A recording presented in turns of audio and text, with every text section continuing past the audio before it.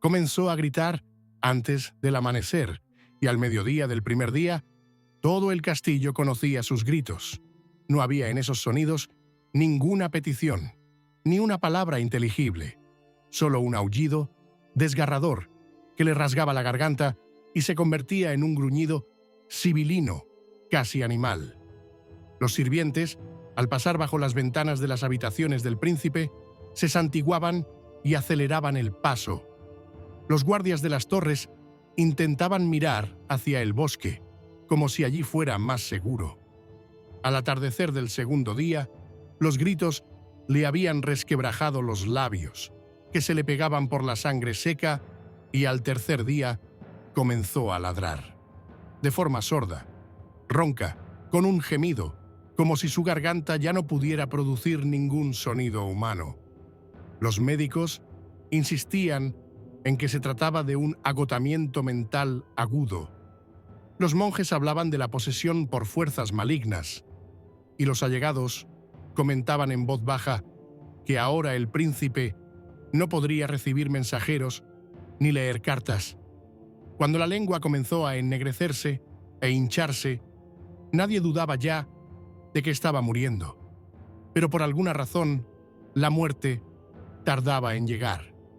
Hace solo un mes, estaba sentado en el salón de recepciones con toda su armadura, sosteniendo una copa de vino y escuchando cómo los embajadores de Cracovia discutían con los ancianos de Żmudija sobre las fronteras. Entonces, estaba delgado, pero fuerte. Sus ojos brillaban y su voz sonaba firme. Pero el invierno fue duro, y tras una larga campaña en el norte, el príncipe regresó a Trakai con fiebre. Los médicos, siguiendo la costumbre, comenzaron con sangrías. 2 veces por semana le abrían las venas de los antebrazos con un cuchillo afilado, extrayéndole casi una jarra de sangre espesa y oscura. Después de esto, el príncipe se ponía pálido y callado, y las heridas se curaban lentamente, se infectaban y desprendían un olor desagradable. Le daban a beber una decocción de raíz de valeriana y bayas secas de enebro, le ponían piedras calientes sobre el pecho y le frotaban las sienes con aceite de nueces silvestres. Cuando aparecieron las primeras úlceras en la parte interna de los muslos, las sirvientas decidieron que eran causadas por el roce de la cota de malla, pero pronto las úlceras comenzaron a supurar y a cubrirse de una costra amarilla. En ese momento, ya se estaba gestando la confusión en el palacio. Su sobrino, educado en Polonia, se reunía en secreto con obispos católicos, ofreciéndoles concesiones a cambio de apoyo en caso de muerte del príncipe. La vieja nobleza, que recordaba los ritos paganos y las campañas militares, veía en él a un traidor. En los aposentos del príncipe solo quedaban 2 guardias de confianza. Las puertas estaban cerradas con pestillos y solo podían entrar su médico personal y su confesor. Toda la información sobre su estado se transmitía mediante breves notas selladas con lacre. Cada día que pasaba, la enfermedad lo consumía más y más. Tenía la cara hinchada, los ojos hundidos en bolsas rojas y le salía mal aliento. Según su escribano personal, el príncipe hablaba cada vez más solo, a veces en un idioma incomprensible, y una vez, en mitad de la noche, se levantó de un salto de la cama y, tambaleándose, empezó a gatear por el suelo, rebuscando entre las pieles como si buscara algo. Cuando intentaron levantarlo, se puso a llorar y se aferró con los dientes a la mano de un guardia. Este quedó con una profunda herida en la muñeca y fue enviado urgentemente a un pueblo para que lo atendiera un curandero. En los registros del palacio se conserva que, en la 6ª semana de la enfermedad, el príncipe dejó de tragar alimentos sólidos. Los médicos le preparaban densos caldos de mijo con miel, pero él los escupía, dejando pegajosas huellas en las almohadas. Tenía la lengua hinchada, los bordes ennegrecidos y profundas grietas en la superficie.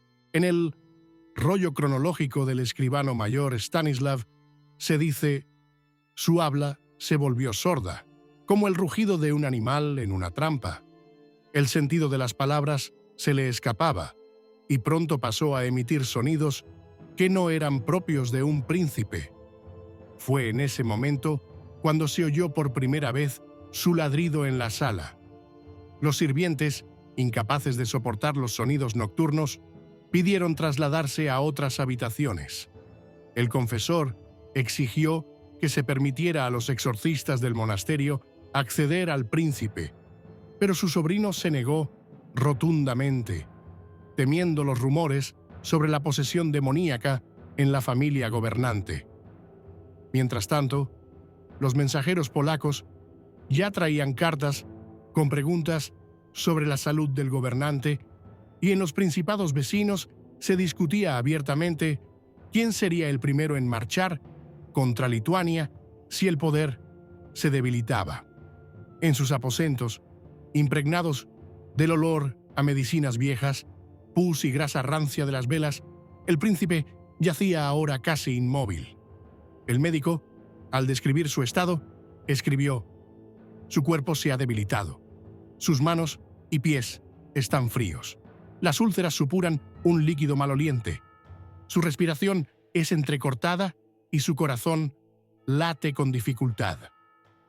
El pueblo ya decía que el príncipe había sido castigado por Dios por no haber llevado a término la guerra contra los cruzados, y los viejos guerreros murmuraban que lo habían perdido los juramentos que había hecho en su juventud ante los ídolos paganos.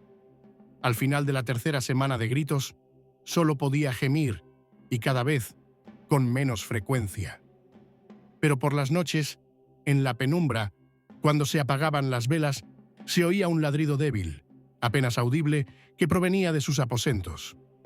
Los guardias rezaban sin mirar hacia la puerta, y los allegados discutían con insistencia qué hacer si el príncipe moría sin testamento.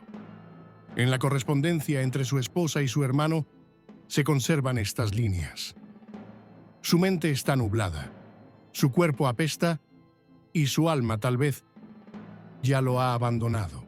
Dios, no nos dejes vivir hasta el día en que los perros lloren al príncipe en lugar de los hombres.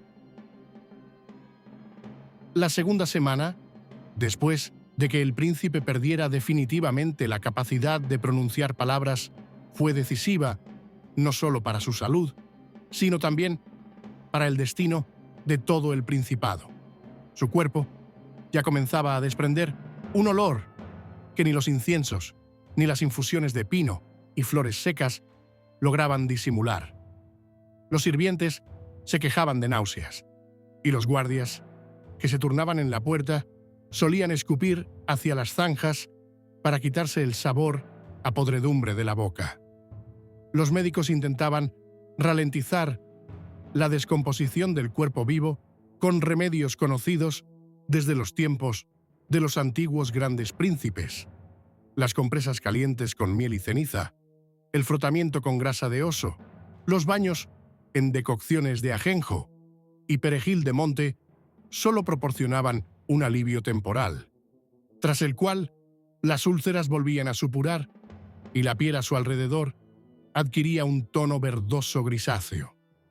En los muslos y el abdomen aparecían manchas parecidas a quemaduras, pero la carne en esas zonas se hundía suavemente bajo los dedos. En cartas al obispo polaco, interceptadas por mensajeros de Jmoda, el sobrino del príncipe ya se autodenominaba guardián provisional del trono. Aseguraba que Pin, el gran gobernante, se encuentra en estado de debilidad, privado del habla y de la razón, por lo que los asuntos de Estado deben ser confiados a manos sanas. En respuesta, llegó de Cracovia una bendición secreta y se enviaron al palacio 2 consejeros, supuestamente para ayudar en los asuntos diplomáticos, pero en realidad para vigilar cada paso de la guardia del príncipe. Mientras tanto, la enfermedad avanzaba. El príncipe apenas se levantaba. Solo intentaba sentarse de vez en cuando, pero su cuerpo temblaba como el de un anciano. Ahora le daban de comer una papilla líquida que le vertían en la boca con un cucharón de madera. Tenía la lengua casi negra, con capas en los bordes, y con cada trago emitía un sonido breve y doloroso, similar al gemido de un perro atrapado en una trampa. A veces, en medio de convulsiones, levantaba la cabeza e intentaba ladrar, pero solo le salía un chirrido ronco. El confesor, temiendo por el alma del gobernante, insistió en que se rezara a diario junto a su cabecera. En sus notas dejó escritas estas palabras: quizá su alma ya esté en el purgatorio, pero su cuerpo aún está en este mundo. El diablo le envía visiones, pues por la noche mira en la oscuridad y susurra cosas que no son propias de un cristiano. Estas palabras llegaron a oídos del sobrino, quien exigió al sacerdote que guardara silencio, amenazándole con el destierro.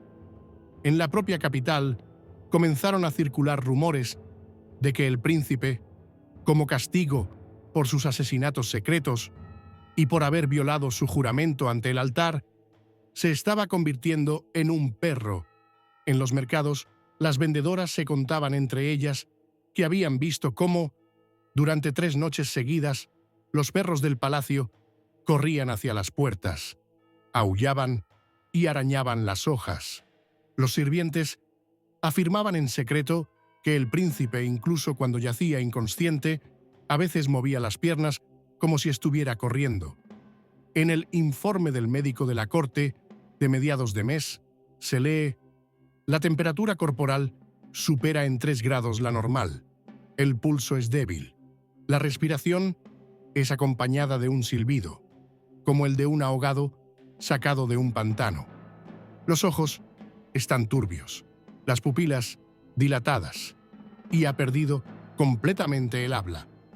El médico intentó recurrir al opio disuelto en cerveza caliente para aliviar el dolor, pero el príncipe escupió la mezcla y los restos del líquido dejaron una película blanquecina en los labios. El sobrino, comprendiendo que los días del gobernante estaban contados, comenzó a trasladar a personas leales a puestos clave. Sustituyó a la mitad de la guardia, destituyó al escribano mayor y nombró a uno de los suyos y restringió el acceso de los embajadores a la sala de recepciones. Por si acaso se producía una muerte repentina, ya tenía preparada una declaración pública en la que se afirmaba que el príncipe le había cedido el poder de común acuerdo y en pleno uso de sus facultades mentales. En el palacio crecía la tensión. Los viejos boyardos, aún leales al príncipe, intentaban llegar hasta él para escuchar sus últimas palabras, pero las puertas permanecían cerradas. Uno de los guardias, que desobedeció la orden y se asomó a los aposentos, contó más tarde en una taberna: yacía como un cadáver, con saliva negra saliéndole de la boca. Las moscas se le posaban en el pecho. Juro que me miraba y parpadeaba, pero no como un hombre, sino como un animal. Al amanecer del 21º día de enfermedad, el olor en las habitaciones se volvió insoportable. Los sirvientes cambiaban las esteras de paja bajo las sábanas 3 veces al día y mantenían las ventanas abiertas incluso en el frío de la noche. En los alféizares se congelaban charcos de pus vertido de las palanganas después de lavar las úlceras. Los médicos ya no hablaban de recuperación, solo de cómo retrasar la descomposición. El príncipe abría los ojos cada vez con menos frecuencia. Cuando lo hacía, su mirada era vacía, y solo a veces, como desde lo más profundo de sus instintos olvidados, comenzaba a gruñir en voz baja. Este sonido provocaba escalofríos incluso a los guardias más curtidos. Entre el pueblo comenzó a correr el rumor de que, mientras el príncipe no muriera, la ciudad estaría enferma con él. Y efectivamente, una ola de fiebre se extendió por los pueblos y las afueras. Los débiles, los ancianos y los niños morían a causa de un extraño calor que los médicos atribuían al aire viciado. Todo esto sucedía en un contexto de prolongada oscuridad política. En la frontera occidental ya se estaban reuniendo tropas de mercenarios. En el norte aparecieron mensajeros del rey sueco con una propuesta de alianza contra Lituania. Y en el interior del país se encendían las disputas sobre quién tenía derecho legítimo al trono. Pero la clave del poder seguía en manos del príncipe moribundo, cuyo cuerpo ya olía a tumba, pero cuyo corazón seguía latiendo obstinadamente. En la cuarta semana de enfermedad, el príncipe ya no podía considerarse un ser humano en el sentido habitual. Su cuerpo se descomponía en vida, y todos los que entraban en sus aposentos lo veían tan claramente como un carroñero ve un cadáver en la carretera. El último rubor había desaparecido de su rostro. La piel se había vuelto de color ceroso. Se tensaba sobre los pómulos y en el cuello, y la barbilla aparecían profundas manchas marrones. De estas manchas a veces brotaba una sangre seca y pegajosa que se mezclaba con el sudor que le corría por el cuello hasta el cuello de la camisa. Bajo la ropa interior, que ahora se cambiaba 2 veces al día, se encontraban nuevos focos de úlceras, círculos con un borde purulento, rodeados de piel hinchada y dolorosamente enrojecida. Los médicos, perdiendo la paciencia, probaron los métodos más crueles que conocían. Cauterizaron las zonas afectadas con hierro al rojo vivo, frotaron la carne con una mezcla de ajo machacado y sal, le echaron en la boca un fuerte brebaje de ajenjo y milenrama para sacar la podredumbre del interior. Estos procedimientos iban acompañados de jadeos y gemidos ahogados del enfermo. Después de las cauterizaciones, de las heridas brotaba una sangre espesa y oscura con coágulos negros, y el olor que se desprendía de esas zonas era tan fuerte que los jóvenes ayudantes de los médicos perdían el conocimiento. Mientras tanto, la conspiración, hasta entonces oculta tras las puertas de los consejos y la correspondencia secreta, comenzó a actuar abiertamente. El sobrino, ahora ya administrador de facto del palacio, sacó de la ciudad a varios cientos de guardias, sustituyéndolos por sus propios hombres, supuestamente para proteger las carreteras.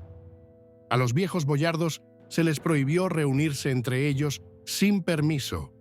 Los embajadores de los principados vecinos y de las tierras de la orden esperaban audiencia durante semanas, y cuando finalmente eran recibidos, no hablaban con el príncipe, sino con su administrador temporal.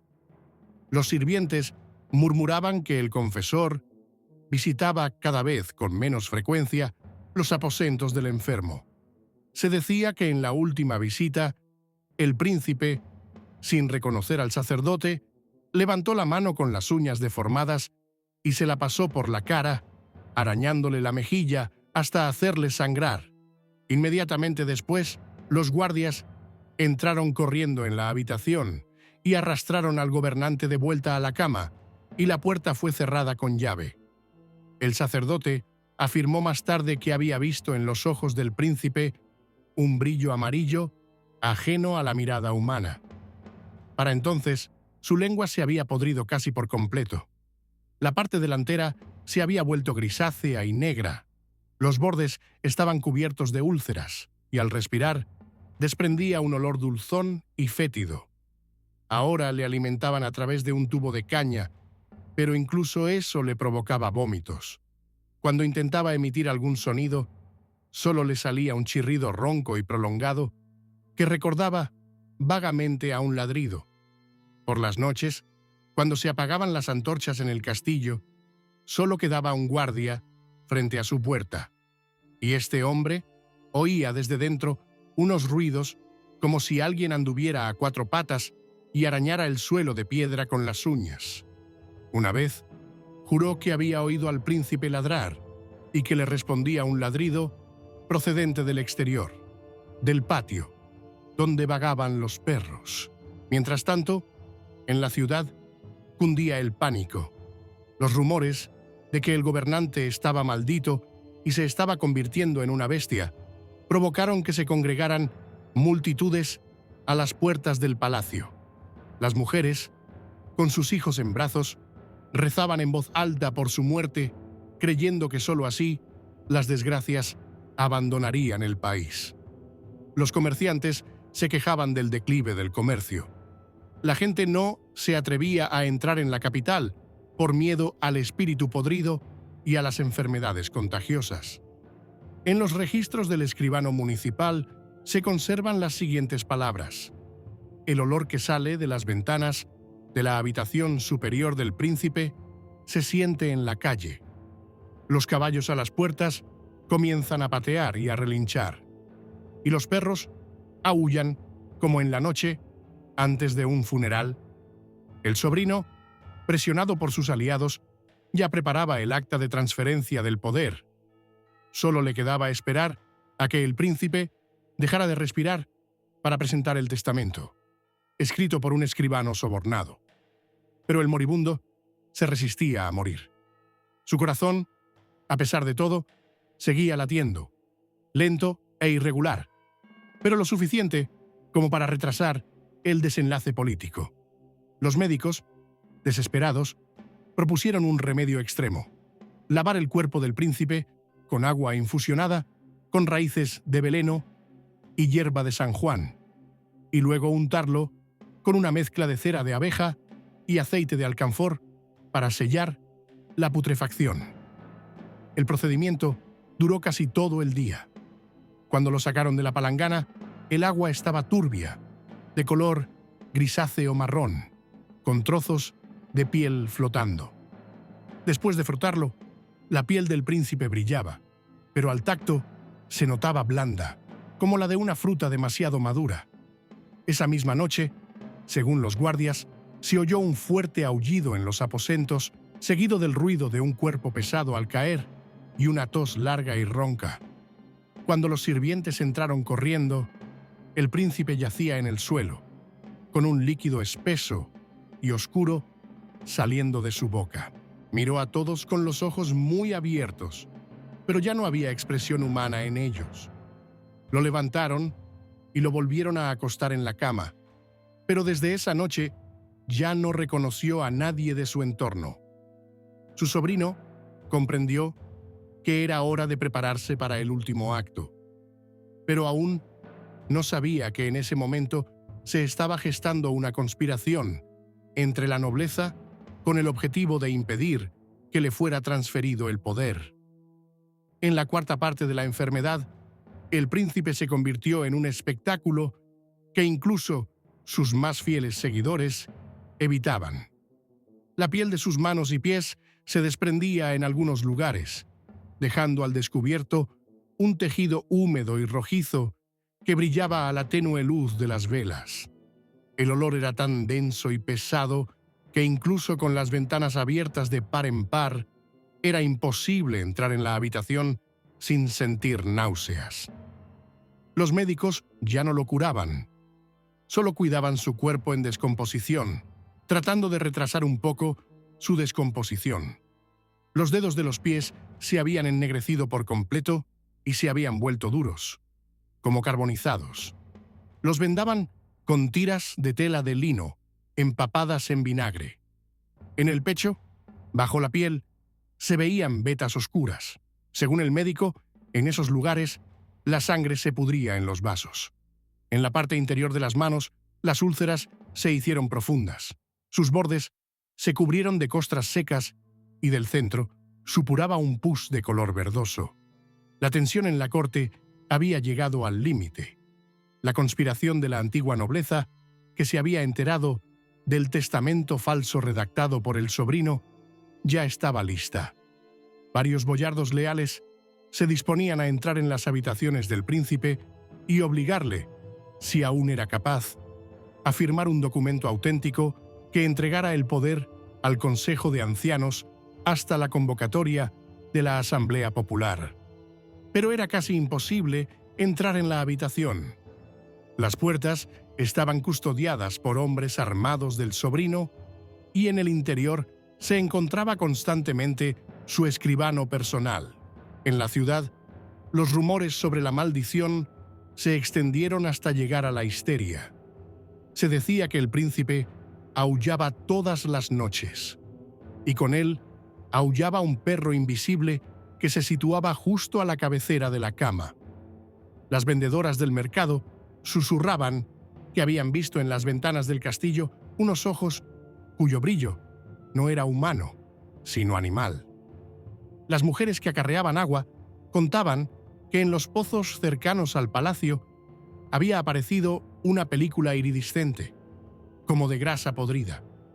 El confesor, que finalmente consiguió entrar, describió al príncipe así: yacía de lado y su cuerpo se movía como un saco de gusanos. La lengua casi había desaparecido, de la boca le salía una mucosidad oscura y sus ojos miraban sin parpadear a una esquina vacía. Me arrodillé y comencé a rezar, pero él emitió un sonido similar a un ladrido corto y tiró bruscamente de mi mano hacia él. Los médicos, comprendiendo que el final estaba cerca, comenzaron a preparar mezclas embalsamadoras con antelación. En los almacenes ya había barriles con vino fuerte, sal y hierbas, pero, según los susurros de los sirvientes, no creían que pudieran conservar el cuerpo, ya que estaba demasiado deteriorado por dentro. Uno de los jóvenes ayudantes de médico escribió: si no hubiera visto que respiraba, habría jurado que llevaba varios días muerto. En el interior del castillo comenzó un enfrentamiento abierto. Por la noche, cuando el sobrino se disponía a anunciar al consejo la inminente muerte del príncipe, se presentaron ante él 3 boyardos exigiendo que los dejara pasar ante el gobernante. Afirmaban que traían un documento que transfería el poder al consejo durante la enfermedad. El sobrino se negó y esa misma noche se produjo una pelea en los pasillos del castillo entre sus hombres y los guardias, que seguían siendo leales a la antigua nobleza.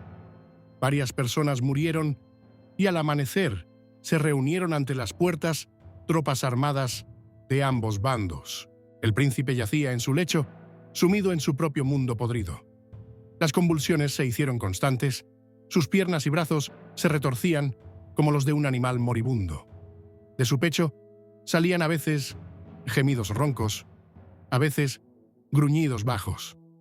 Tenía la cara hinchada, los labios agrietados y cubiertos de una costra de sangre seca, lo que hacía que su boca pareciera estar siempre entreabierta. En el diario del escribano que servía a las puertas hay una anotación. Su cuerpo se consumía ante nuestros ojos, pero sus ojos brillaban con un resplandor amarillo.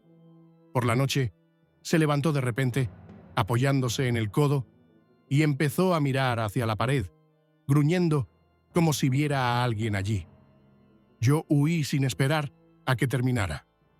En ese momento, incluso los aliados del sobrino comenzaron a temer que, si el príncipe moría en ese estado, el pueblo lo interpretaría como una señal de la ira de Dios y se volvería contra cualquier nuevo gobierno.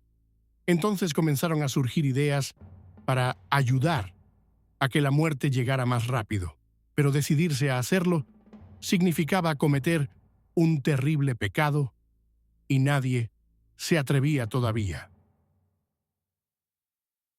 En las últimas 2 noches de su vida, las habitaciones del príncipe se convirtieron en un lugar al que solo entraban aquellos a quienes no les importaba lo que vieran. Su cuerpo ya no se parecía al del antiguo gobernante. El vientre estaba hinchado, la piel se había oscurecido y brillaba como si estuviera untada de grasa. En los pliegues del cuello y las axilas se acumulaba una humedad putrefacta que desprendía un olor acre y dulzón. Su rostro era casi irreconocible. Los ojos se le habían hundido. Los párpados estaban hinchados. La nariz se le había afilado y los labios se habían vuelto grises. La lengua, completamente descompuesta, se había convertido en una masa oscura y rugosa, de modo que ya ni siquiera podía gruñir. Solo emitía un sonido ronco, similar al crujir de leña húmeda en la estufa. Al amanecer del último día, se desató un conflicto abierto en la corte. El sobrino reunió a su consejo y anunció que el príncipe se encontraba en su lecho de muerte, privado de la razón, y que por lo tanto el poder debía pasar a él inmediatamente. Los viejos boyardos, liderados por 3 clanes influyentes, irrumpieron en la sala y presentaron su propio documento, supuestamente la verdadera voluntad del gobernante. Las negociaciones se convirtieron en gritos, golpes de armas contra el suelo y amenazas. En ese momento, el confesor se abrió paso hasta las habitaciones del príncipe, llevando consigo a un médico. Afirmaban que era necesario leerle la última oración y limpiar su alma antes de emprender el camino hacia la eternidad. El médico, tras examinarlo, dijo en voz baja: «Ya no está con nosotros. Su corazón apenas late». El confesor comenzó a leer la oración, pero de repente el príncipe abrió los ojos. Su mirada era turbia, amarillenta, pero llena de una especie de rencor interior. Levantó la mano, en la que ya no le quedaban fuerzas, y se estremeció, como si intentara empujar a alguien. Luego arqueó el pecho, de su boca brotó un líquido oscuro y emitió un sonido que en el pasillo se confundió con un último ladrido. El corazón se detuvo. El médico comprobó la respiración y se santiguó, pero no dijo ni una palabra. Sabía que en la sala contigua se estaba decidiendo quién obtendría el poder. El confesor, con voz temblorosa, dijo: «Señor, acoge su alma», y salió, dejando el cuerpo rodeado de velas. El olor en las habitaciones se intensificó tanto que al cabo de 1 hora hubo que meter el cuerpo en un ataúd de madera, vertiendo vino en su interior y espolvoreándolo con sal. Al intentar dar la vuelta al cadáver para lavarlo, la piel se desprendió de la espalda y salió un líquido turbio mezclado con trozos de carne en descomposición. Esto confirmó las palabras de los médicos. Embalsamarlo sería casi imposible. La noticia de la muerte se extendió por la ciudad al mediodía. Una multitud se reunió a las puertas del palacio y en el aire no se percibía dolor, sino alivio. Las mujeres se santiguaban y susurraban: «Ahora se acabarán los problemas», mientras los hombres discutían quién sería el primero en tomar el control de los almacenes de grano. Los perros que vivían en las afueras aullaron hasta el anochecer, y muchos decían que estaban despidiendo a su nuevo hermano. Dentro del palacio comenzó una lucha por el poder. El sobrino, apoyado en sus hombres armados, se proclamó gran príncipe. Los viejos boyardos se negaron a reconocerlo, afirmando que el pueblo debía elegir a su gobernante en una asamblea. Varias tropas ya habían salido de las tierras vecinas con la esperanza de aprovechar la confusión. En la crónica del escribano municipal se lee: «La muerte del príncipe no trajo la paz, sino la confusión. Por la mañana lo enterraron y por la tarde se derramó la primera sangre por su trono». Así terminó la vida del último gran príncipe, cuyos gritos y ladridos recordaron durante mucho tiempo las paredes del palacio.